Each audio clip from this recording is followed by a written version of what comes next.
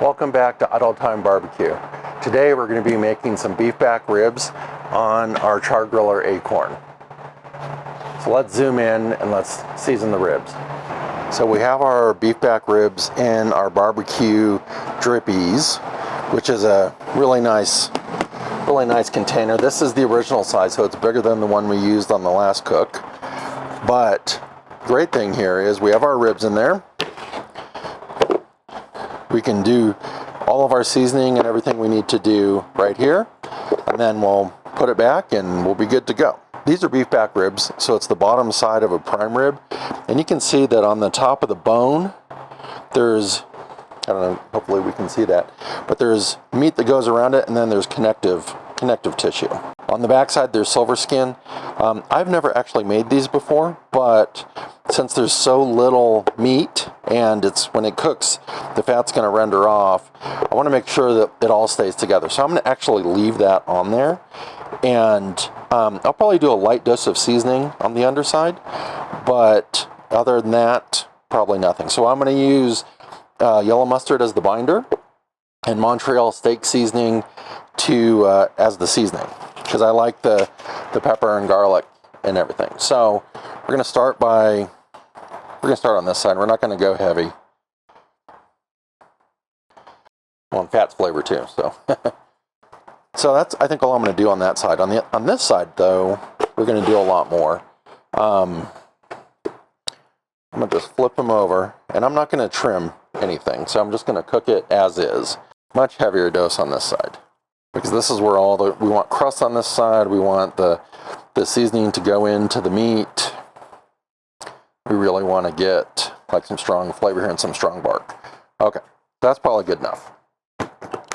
Okay, so now that we're done with this part, we're going to set it aside, and I'm just going to pull up my thing here, and there's a little bit of mustardo there, so we're going to just clean it. I'm going to take my glove off. Okay, so this is going to go into the fridge until the grill is up to temp. Next, we're gonna do the grill. So we're gonna get our grill up to about 250 degrees, and then we're gonna cook these, for a few hours. Okay, so now we're gonna light our grill. We're gonna shoot for 250 degrees, but we want to keep that for 4 or 5 hours. So I think I'm gonna put a pretty healthy amount of charcoal in there, of lump.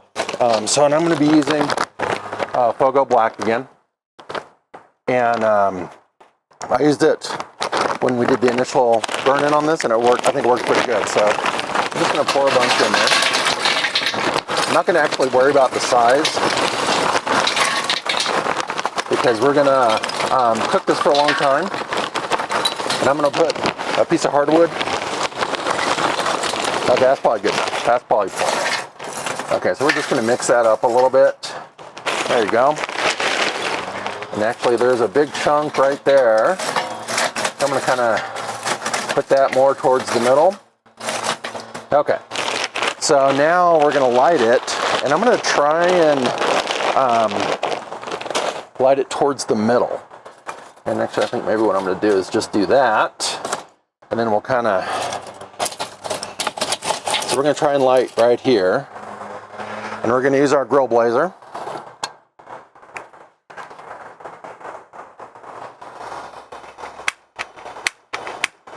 Okay, so our objective here is to get this middle set of coals or charcoal lit. I want to try and get that big piece kind of going. Okay, so that actually looks pretty decent. So what we're going to do is open our vent, and this has nice numbers on it, so we're going to open it to about 3, I think. And then I'm going to close the lid. Then I'm going to open this to about, looks like a 2 as well. Because what I'm trying to do is get it to 250 degrees, and I don't want to overshoot. So we're going to let that go for about 15 or 20 minutes. And then let's see if it, where it is in temp. And I actually We got to remember to lock this every time, just in case. Okay. So we're gonna let that go for 15 or 20 minutes, and then we'll be back and we'll add our post oak and all of the innards, and we'll put our ribs on. Okay, the acorn's been going for a little while. Not quite sure if it's at 250 or not, because the temperature here says 4 something, but I think that's because it went high and the dome got really hot. So I think we're going to move forward with just putting everything together, getting up to temp, and then we're going to put our ribs on. So the way we're going to do that is we're going to open it up first, and you can feel it's nice and toasty. We have a piece of post oak. This is a split that I split. So we're just going to put that right in the middle. And then I took the heat deflector and I wrapped it in foil. I'm going to try and just manage everything a little bit better. And then we're going to put the grill grate on. I don't know if you can hear it, but it started totally raining, so we've kind of moved into a different spot. Okay. And what I'm going to do is, so I can get a better view of the temperature, is I'm going to actually put a probe in, but I'm going to make sure that there's these slots where the heat comes up. I'm going to make sure it's not over one of those slots. I'm going to put it off to the side here. So it'll be, so one of the little flaps is right there. So we're going to use that, and then I'm using my signals. So it's connected to my phone, and then PIT is the one that we're doing, so it's one of the air probes. So this is going to connect to my phone so I can kind of monitor what the temperature is. And it's already at 93. So I'm going to close it down, and then we're going to let everything warm up a bit, and we'll see what our actual temperature is, and then we'll be back in 15 or 20 minutes to put the ribs on. Okay, so our temperature is stabilized a little bit over 300 degrees, and so we're gonna put the ribs on, and we'll just keep an eye on them. So we're gonna start by opening. We're gonna burp it. You can see all that smoke coming out. It's nice oak flavor. Okay, so we just need to open up our barbecue drippies, and we're gonna take, and boy, those ribs look really good. And we're just gonna lay them right in the middle, just like so.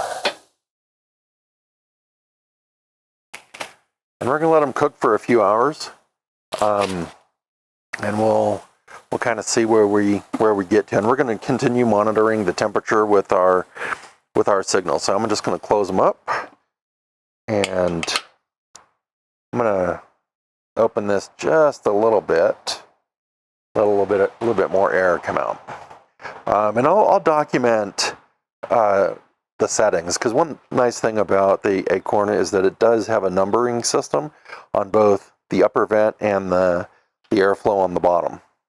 So that, I think, is a good way to keep track of what your settings are. Well, it's been right around 3 hours, so we're going to check the ribs and see how we're doing. So we've been hovering around 300 degrees. So here's the ribs, and you can see that they pulled back on the bones real good. We're looking for about 205. Oh, and they're super soft in there. I'm actually going to pull them off. These things are, I mean, there's virtually no give on these, and I think once they rest, they'll go over the 205-ish number. So I'm going to actually pull them off.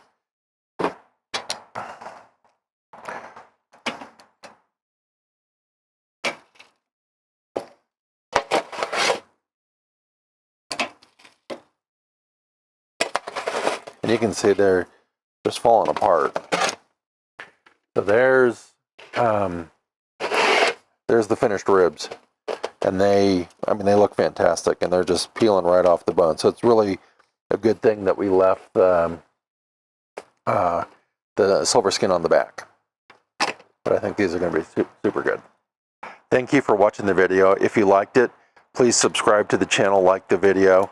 We have a lot more great content coming. Thank you. See you later. Bye-bye.